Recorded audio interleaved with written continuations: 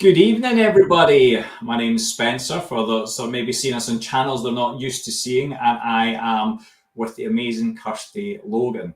So for those that don't know much about myself, I'll do a quick introduction before. It's all about Kirsty, to be fair, but just a little bit of introduction. As you can see, I'm Spencer Thompson, time wealth creator and mentor to thousands of me's. Me's being multiple income individuals.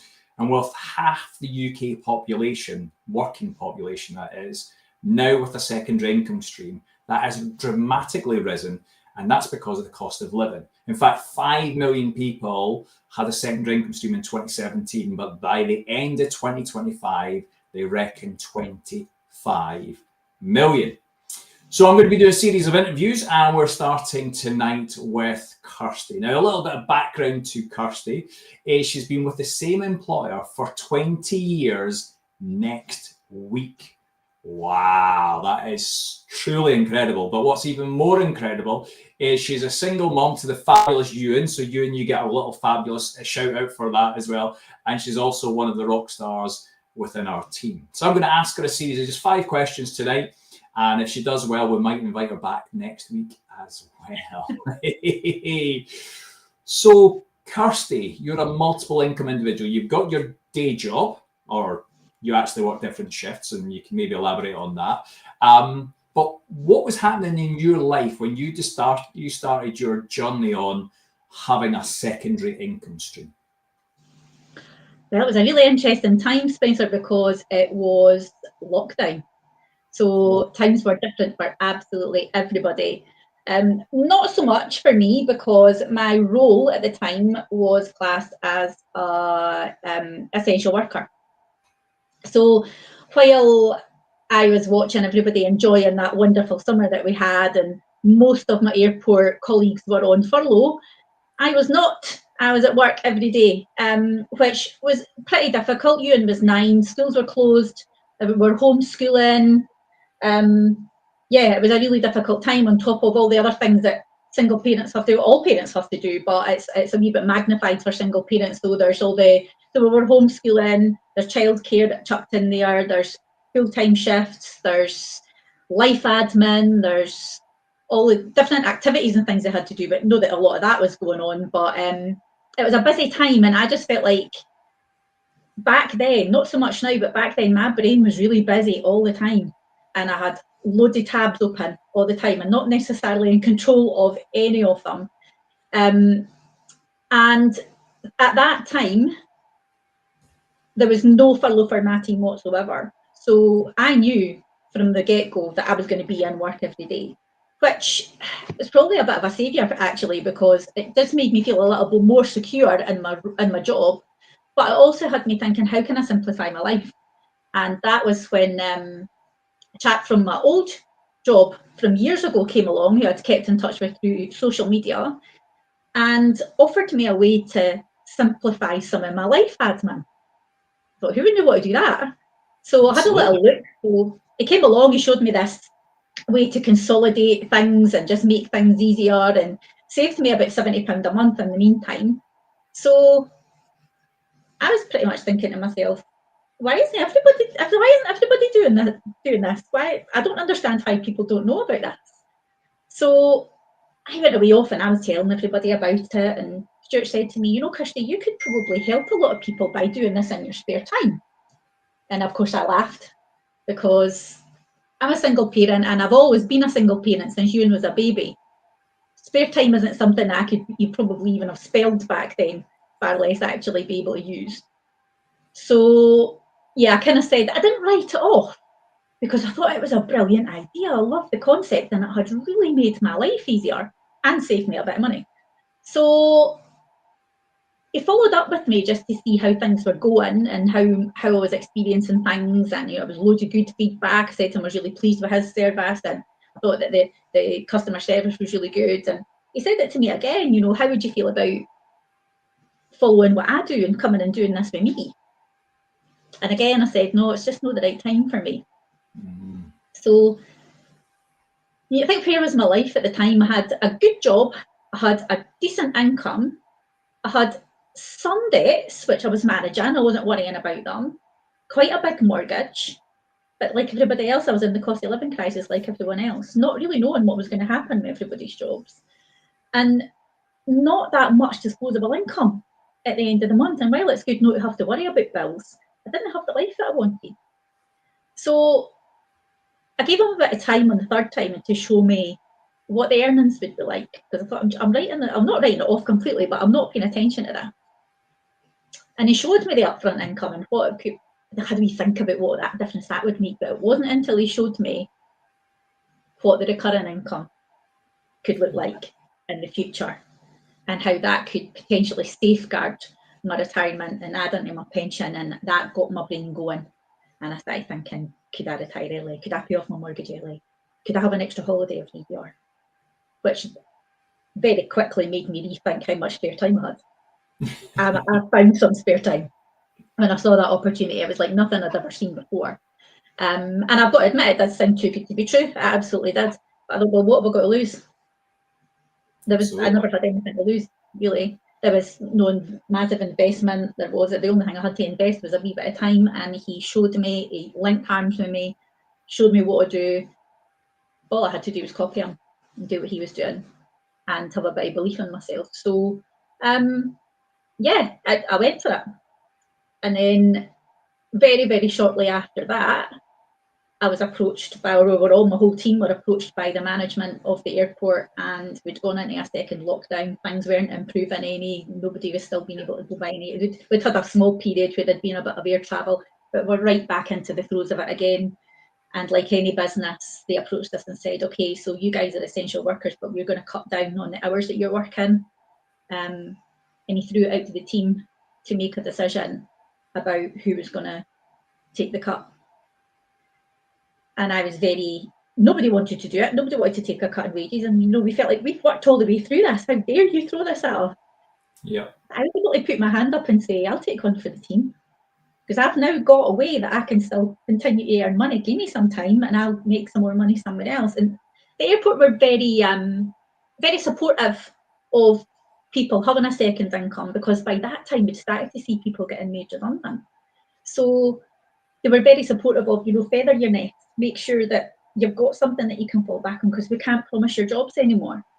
So they were very encouraging of it. And I took on for the team and took all of the furlough hours that were on offer, and thought I can commit my time to doing something else but still keep my job.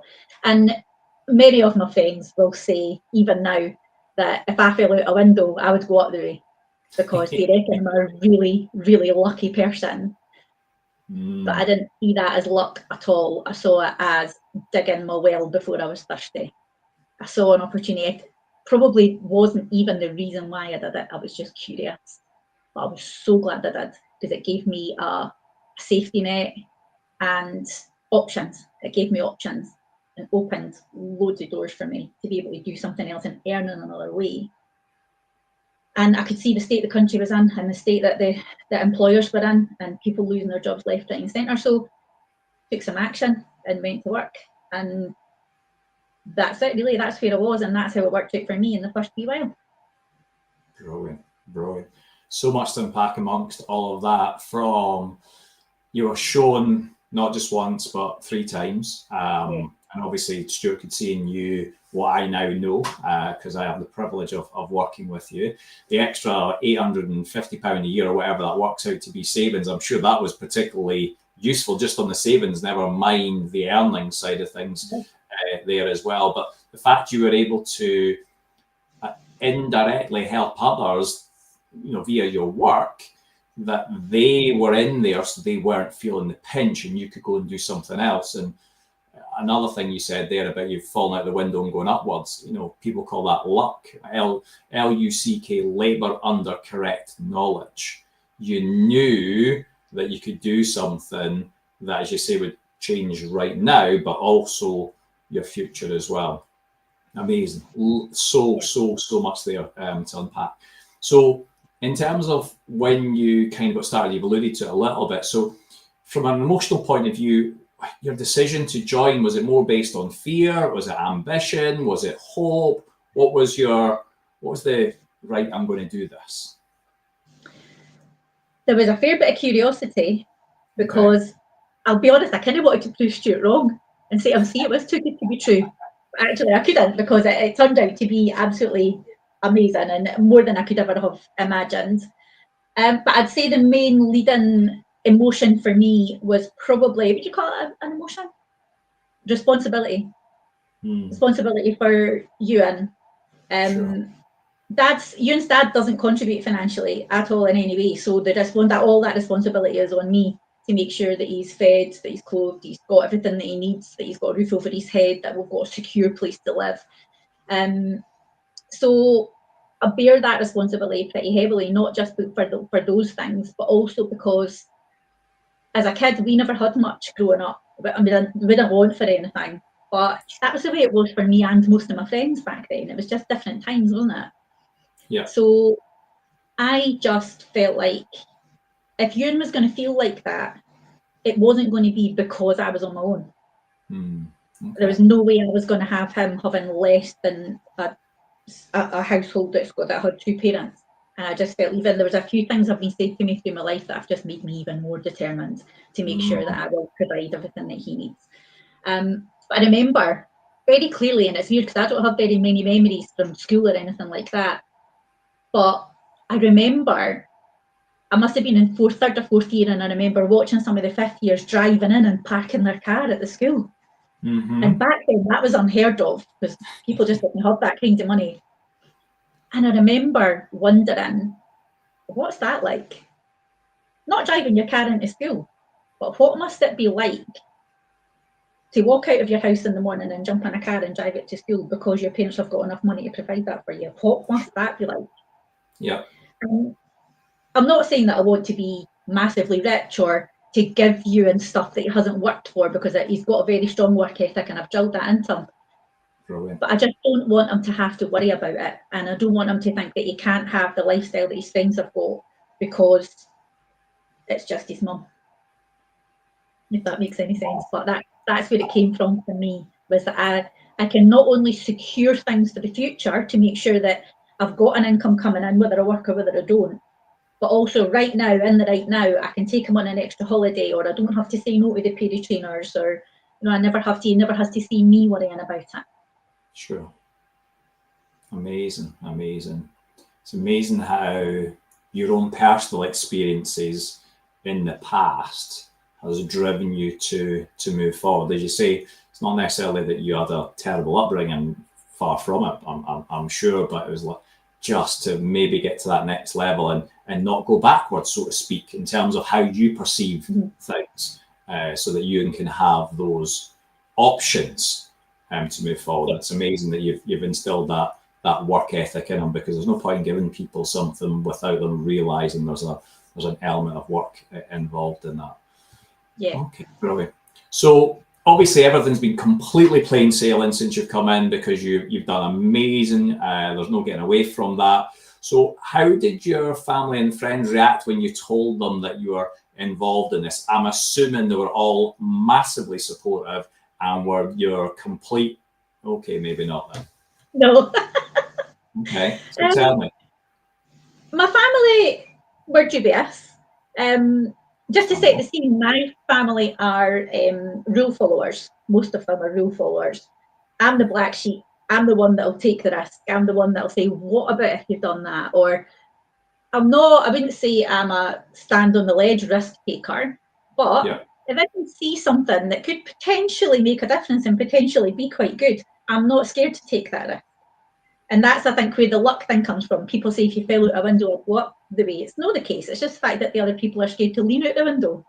Yeah. So I think that's where my family were coming from, was not so much what's she doing now, because I never had a lot of different jobs or anything like that, or done cookie things. But You know, I'm the one in the family that left everything at 30 and went away to the other side of the world to get a different job and take the, no even risk. I had nothing to lose back then. And for me with this, it wasn't about having anything to lose, it was having everything to gain. And what's the worst thing that could happen? And my younger sister sent me something, I wish I'd kept it handy. She sent me something the other day, I'm wondering what it is. And it's a plaque for the wall, and it says, what's the best that could happen? And she said that to me because that's how my brain works. So that was the way I was looking at it. My family kind of thought, right, okay, that sounds a bit too good to be true. Same as I did at the beginning. But now they've seen the holidays that I've been on, the car that I've got sitting at the front door, the fact that I'm now part-time in my full-time role, and I've been able to change my role into something I enjoy more. All that proof is there that actually this was a tiny risk, massively worth taking. My friends were very supportive, I must say, from the very beginning. They were intrigued, they were curious, a bit like me, like, what is this? Some of them joined my team just to see what it was about. And some of my family now still don't get it, but that's all right. I'm okay with that. Yeah. I suppose not everyone has to understand how everything works, do they? I mean, like, I have no idea how electricity works, but I know it's dark, I switch a light on and it just lights the room up. That's just the way it works. You don't need to necessarily know how everything works. Just, as you said, what's the downside and what's the upside, and how much of a risk is the downside and how much is the potential upside, and then decide to go for it. You've kind of already alluded to this a little bit, but when you joined, what was it security? Was it flexibility? Was it purpose? What was your main reason for joining, would you say? It was a curiosity, and I could see quite early I was digging in, and I was trying to find out everything and what everybody else was doing and what were they achieving and what was possible. And I could see it, and I was thinking, I wonder if I could do that. But actually what's happened is I've kind of got there in little stages and not even realised that actually the people that I was watching at the beginning is where I am sitting now. I mean, there's still a long way that I still want to go, but it's a difficult one because the reasons that I do it now are very different from why I joined at the beginning. So that's a really difficult one to put my finger on. What would you say your reasons are now then, out of curiosity? Now you've been in for a while, you can see things differently than you did at the beginning. What's your reasons now then? The reasons now are time freedom for me. That's the biggest thing for me, is time freedom, because it's not, money's important, but it's what you do with money that matters. And I would like to have, since I've started on this business, the time that it's given me back is much more valuable than any of the money that it could possibly, or any of the benefits and incentives that it could ever have brought me. It's the time that I'm now here when Ewan comes into school, when he goes out in the morning, and he doesn't want to be going away. He loves staying with my parents, but he doesn't want to stay there. He wants to be in his own bed. So to be able to give him that, and be able to be at the football training, at the games on a Sunday. I'm only working part-time now. I'm hardly ever there, much to my colleagues' disgust. But the time it's given me back is unbelievable. So what I hope to achieve now is more of that. Okay. So the ability to, and I know this, with you working different shifts, that Ewan often had to spend nights not in his own bed. You've kind of alluded to that there, and the fact that he no longer has that being kind of passed from pillar to post type situation. That was really important to you, but you can see equally a future where you have way more time freedom to do significantly more. Brilliant. Yeah. Brilliant. What just started this, just a little side hustle, as some people call it, or whatever they want to call it as such. You can see a greater future. Brilliant. Take you back to the beginning, okay? Mm-hmm. What was your biggest worry or limiting belief at the beginning? It was probably other people's opinions. Okay. Everybody else had to say about it. And right at the very beginning, probably doubting my own knowledge of what I was doing. Okay. Because all I really knew was how it felt to be a customer and be looked after by one of these people and how easy it was. And it wasn't until I was a little bit further down the line that I thought, actually, all I have to do is duplicate what Stuart's done. Yeah. And he doesn't know all of that stuff. He doesn't need to know all of that stuff because it's all provided there for us. So I guess it was myself, wondering myself whether I would have the ability to learn enough to be able to be really good at it. But Sure. actually, what we have to learn isn't really all that much because it's all there for us. And it's about helping people. It's not about having an infinite product knowledge. It's about helping people to make things simpler for them and put a bit of money back in their pocket. And once I realised that, I've wondered what on earth I was worrying about that for.